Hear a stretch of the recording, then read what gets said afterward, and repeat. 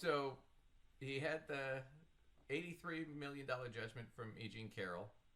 He was barely able to post a bond on that, and he had to put up like most of the cash. All right, but now he's got the $464 million bond, which is with interest is going to be closer to like 500 million, and so he's got to put that up. And he's got till I think Monday of next week, till whatever that is, March 20 something, 24th or 5th. Hasn't put it up yet, and just filed a motion with the court. His attorneys did, saying he can't get a bond to put up the money. So we're gonna go into this real quick. So here's an article. Trump has been unable to get bond for a $464 million judgment. His lawyers say. So basically, they said, or it was in a filing to the appeals court, Trump attorneys said getting the bond needed to halt proceedings, while the appeal is practically a practical possibility.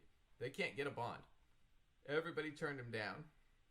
So the 464. So they filed to the appeals court. I bet it's going to get shot down. But here we go. So defendants' ongoing diligent efforts have proven that a bond in the judgment full amount is practically as a practical impossibility. The filing said these diligent efforts have included approaching about 30 surety companies and 4 separate brokers. So he went to 30 different companies and 4 different brokers, and all of them said, "Fuck off, get out of my office." God, who's okay? Even if you have that kind of money, who wants to get themselves involved and entangled in all of that? Well, furthermore, You know? what does he have to put up? He has real estate, and they can't. And so here's the trick to that: when you're seizing property, I can't see shit that's encumbered. So what that means? So let's say Lacey and I own a house together that we're renting out, and I screw up and I get a court fine against me, and I don't have the money, and so the court goes to seize. They can't seize the house because Lacey owns half of it, and the judgment's not against her; it's just against me. So it's much harder to divide that house, or the value of that house,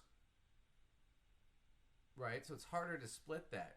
So if you're a surety company and you're in a situation with like Trump where he doesn't own most of these properties, he has leases on them or he has loans on them, they can't just seize the property. He's got to have something that's Right, fairly but unencumbered. somebody you're wanting to borrow money from so you can post this bond, they're like, what guarantees me my money? you Right. know? Right, that's the thing. And so if they can't, Right. he doesn't have anything that's tangible that he can give them. So nobody's offering him a bond. So he either has to come up with it in cash, which he's not going to be able to do in a couple days, because he'd have to sell a ton of shit, and I don't know how he'd do that unless it's a big fire sale. Or what's going to end up he's hoping the appeals court will give him more time, but they probably won't, because the reason this 30-day limit to post a bond or post the cash is put in place is because people have tried to cheat it before. People like Donald Trump, by moving their money around or hiding it overseas or shit like that. So this whole thing it's unlikely, but what it really tells us is he said he's rich and he has all this money. Well, if he had all this money, he could just put it up in cash. But he doesn't. He's cash poor. He has no money. He lives entirely off of credit. And that's what that proves. And it's really bad because now he's pissed off because now everybody knows it because he posted this motion, right? They sent out this motion. But man, it's bad. So we're going to clip it to Ben Mysalis. Go ahead. I'm having a thought. So the funny thing is our other favorite person, Dave Ramsey, seems to be a Trump supporter politically, but gee, I wonder what his advice would be to Trump about this situation. Damn, I would love to watch that episode. He's not going to do it. It'd be too embarrassing. But just walk the baby steps, Trump. Walk the baby steps. Walk the baby. Just save the money. Trump does everything by debt, though, which Ramsey's against. But anyway, Ben Mysalis is going to talk about this. We'll jump into him real quick. to do? Nope. Donald Trump does not have the funds to post this bond, and not even the funds to get a surety to help him post this bond. Here's what it says. If you go to page 8, and I'll read more from this motion, but page 8, it says, posting a full undertaking is a practical impossibility. Trump's lawyers writing this. In the opening brief, when their efforts to obtain such a bond were still ongoing, defendants stated their expectation that it would be impossible to secure and post a complete bond. Diligent efforts since that time, including countless hours negotiating with one of the largest insurance companies in the world, have proven that obtaining an appeal bond in the full amount of the judgment is not possible under the circumstances presented. Pause. Donald Trump is filing this to beg the New York appellate division to stay the enforcement of the judgment against him, right? The clock is ticking down right now, where in just under about 2 weeks, you're going to have New York Attorney General Letitia. So he's going to go to that. But yeah, so basically, if he doesn't post this, Letitia James, who's the New York Attorney General, is just going to go seize his shit. And she's already mentioned that one of the first targets is 40 Wall Street, which is the big office building he owns, because that is unencumbered. But it's probably only worth about 80 or 90 million, so it's not going to cover the whole thing. And even with a sale, if she seizes it, it's going to be a quick sale. They might get 50 or 60 after whatever he owes on it is left, with whatever low ball price they get. So if he owes 500 million and they get 50 or 60, so they're a tenth of the way there.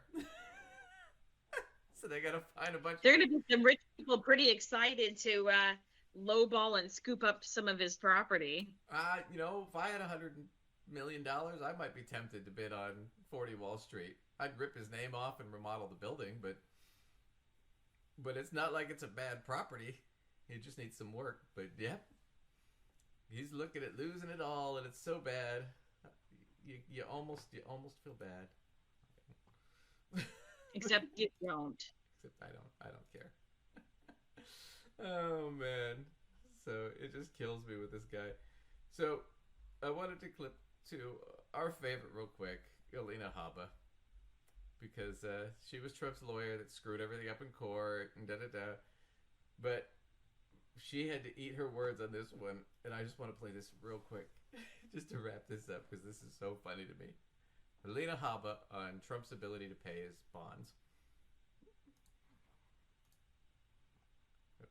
I'm reminded of the numerous times that awful former Trump lawyer Alina Habba went on air bragging about his deep pockets as a means to downplay the possibility that he doesn't have the capital to post bond. I know they announced a bond in the Carroll case, around $90 million in the Carroll case this week. Any closer to getting a bond in the real estate case? And you're right, it's a judgment, not a settlement. No agreement made in that case. Yeah, no, I unfortunately I can't speak to that. That's privileged, and I am the attorney, one of the attorneys on that case. But like I said, the judgment's absurd, and the fact that we're even talking about this, Martha, is absurd. And I hope that the appellate division will do the right thing here, as we've seen them do a few times before. Okay, we will see. So he'll just write a check, Alina? I'm not going to get into privileged information, but there will be a bond, and there will be no issues with that. So that's all I'll say on that. So there will be no issues with the bond. He's got the money. It's fine. The appeals court will do the right. I think he's gonna lose both of these at appeal, no problem. But go ahead. I'm just thinking. I hope her paycheck is okay. Well, I think she got fired. Good. Rumor about that, but I think she made whatever $3 million, $3.5 million, something like that, from Trump on these things. And but you got to figure she's been fined like over $1 million for mishandling shit. And then she's got another case where she basically tricked a client, or a woman who she said she was representing when she was really representing Trump, who was sexually harassed at Mar-a-Lago by the manager there.